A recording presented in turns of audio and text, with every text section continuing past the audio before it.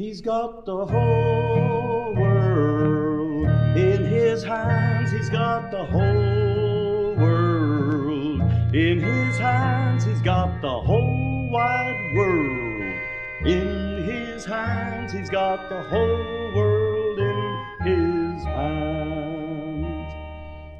Wish you could have been with us in Saigon at the Medvac Hospital when we were singing this song.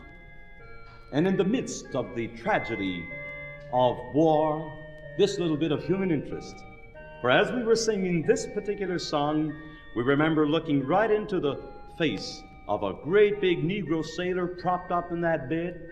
And when he heard this spiritual, his face broke out into a great big smile, only he was looking at us through sightless eyes. For one eye had been shot out, and they were trying to save the other eye. He had 2 cross patches on his eyes. We looked down, and from his waist to his ankles, he had 2 casts on his legs. And the funny thing that really got to us was when I looked down, and there he was. You remember, Louis? Yes. He was keeping time with his big toes. That's right. He got the whole world in his hands. And I went up to him afterwards, and I grabbed his big toe, and I said, "Captain, thanks for keeping time for us." He said, "That's all right." And then I said, "Where you from, sailor?" I'll never forget his answer. He said, "I'm from Philadelphia, and I'm going home in the morning." I said, "Is that right? You from Philadelphia?" He said, "That's right. The Viet Cong done shot out one eye, and they're trying to save the other eye, but I'm going home in the morning." Or the whole world could come to a screeching halt, and he'd get off because he was going home in the morning. These were some of the experiences that motivated us to spend the many weeks in Vietnam that we spent. Another scene that really got to us was when we were in a field hospital north of Da Nang.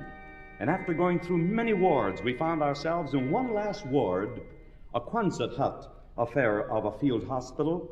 And right in the middle of our songs, a helicopter landed just outside the hospital door.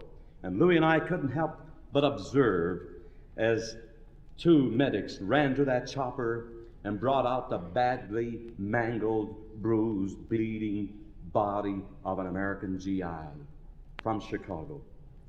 And the thing that got to us is when they brought him into that hospital, around us where we were standing singing, and laid him on a clean white bed nearby, Louis and I were really shook up.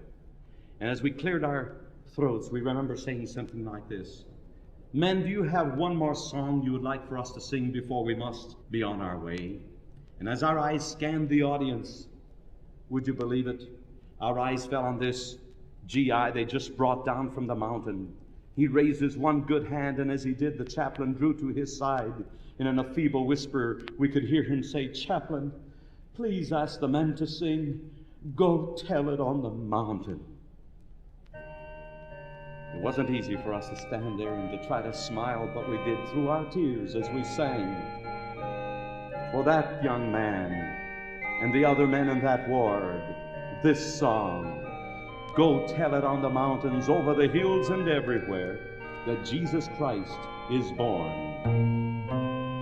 Go tell it on the mountain, over the hills and everywhere.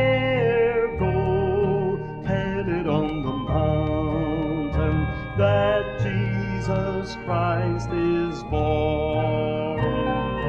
Go tell it on the mountain, over the hills and everywhere. Go tell it on the mountain, that Jesus Christ is born. When I was a seeker, I sought both night and day. I asked the Lord to help me, and He showed me the way. Well, I said, "Go